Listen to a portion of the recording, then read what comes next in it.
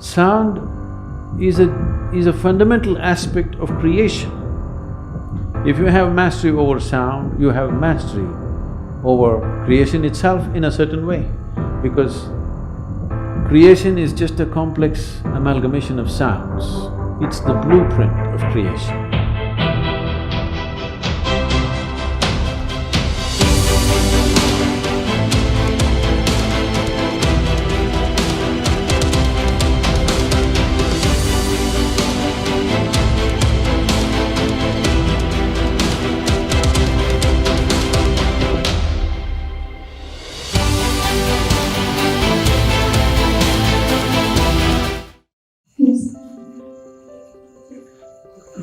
Is it okay to chant mantras without knowing the meaning? Mantras have no meaning. See, there are two dimensions to a mantra. Mantras are not supposed to have any meanings in the tradition. There are different types of mantras. Unfortunately, the mantras which are normally known, they have given them meanings so that people can involve. Because there are lots of idiotic people who cannot involve with anything that's meaningless. That is why they miss the sunrise, the sunset, the moon, the full moon, everything they miss because it's meaningless. What is the meaning of a full moon? There is no meaning, only if you're in love it means a lot. Otherwise, what is it? Nothing. It's not meaningful means it is not useful. So, all the idiots on the planet will do only meaningful things. Yes, because they have no intelligence to recognize life and the many facets of life. It is not because you have attached a stupid meaning to it, it exists. It exists beyond you. It existed before you, it will exist beyond you. It is not because you give it a meaning, it's become useful or not useful. So the stupid in the world will do meaningful things. They may be intellectual, but life stupid, they have no life sense. If you have life sense, you will see it is the most meaningless things which really set you on fire, isn't it so? No? So they created two kinds of mantras. One larger set of mantras which have no meaning, just pure sound. You will see this in our music also. The Yaksha program happened just now and many of our people who are looking for meanings were thoroughly bored because they're doing alap for 40 minutes, Say something, say at least Shiva, Shambho, something. No, They're not getting the point because it's about the sound. Why so… sound so much more important than a word which is a meaning? Meanings are made up in human minds. Sound is the essence of creation. If you touch the sound, you're touching creation. If you touch a word, you're just going into the psychological structure of human beings. Psychological structure of human beings is essentially a certain kind of madness. We can enjoy it, we can use it, but essentially it's a certain kind of illusory setup. Sound is a fundamental aspect of creation. If you have mastery over sound, you have mastery over creation itself in a certain way, because creation is just a complex amalgamation of sounds. It's the blueprint of creation. But meanings are human things. You know, the same words mean different things in different languages, even in India. You know this. The same word means different things because it's all made up. The sound is not made up. Sound is part of the creation. Sound is part of the existence. Sound is part of making the creation happen. Right now, the whole creation is reverberating in a certain way. You cannot hear it, it doesn't matter. But the words and meanings are a human making. It is meaningful only as a conspiracy.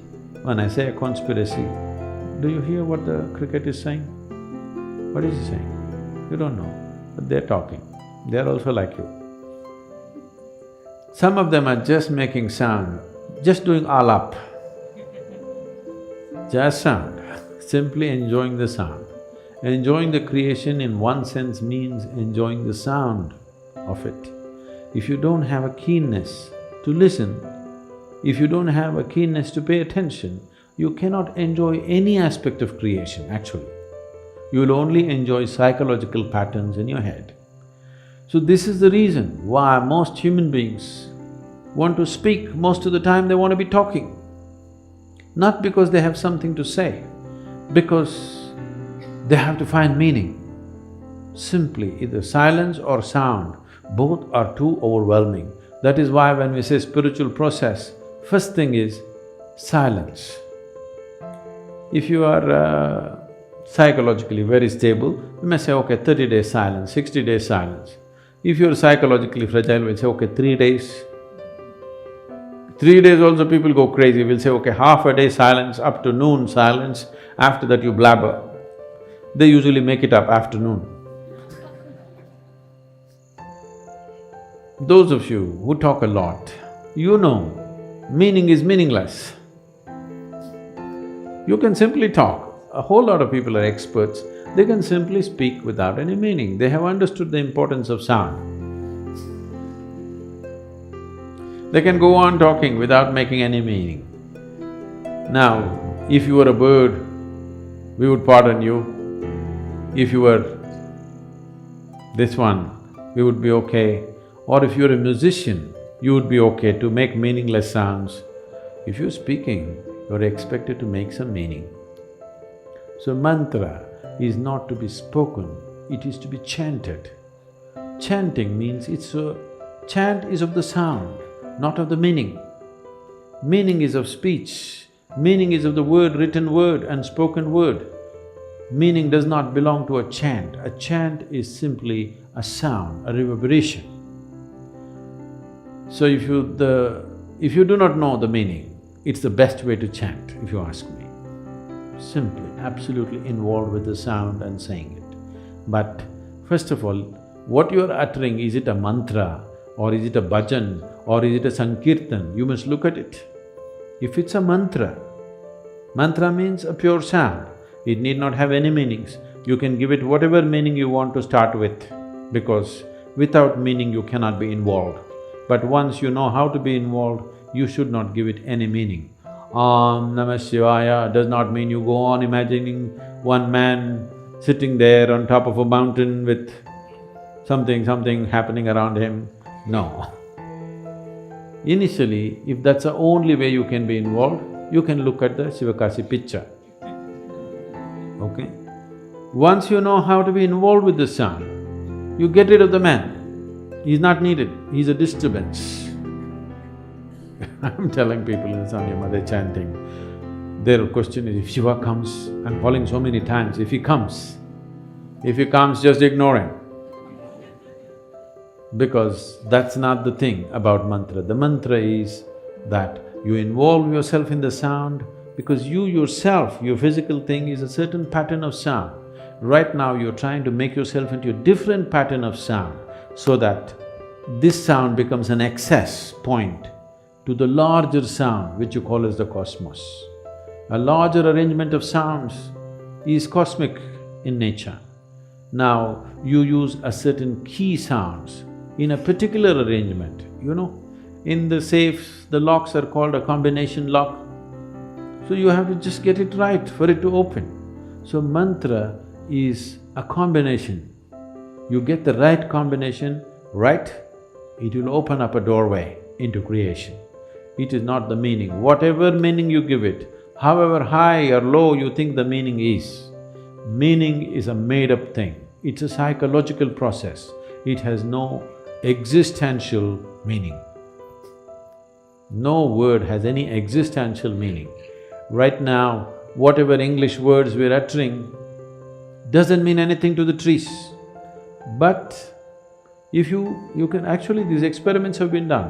If you sit here and sing beautifully, I cannot do that, but if you sit here and sing really properly, the tree is full of flower. It could be because of yaksha. Okay, the rains have aided it, but do not discount the power of the sound.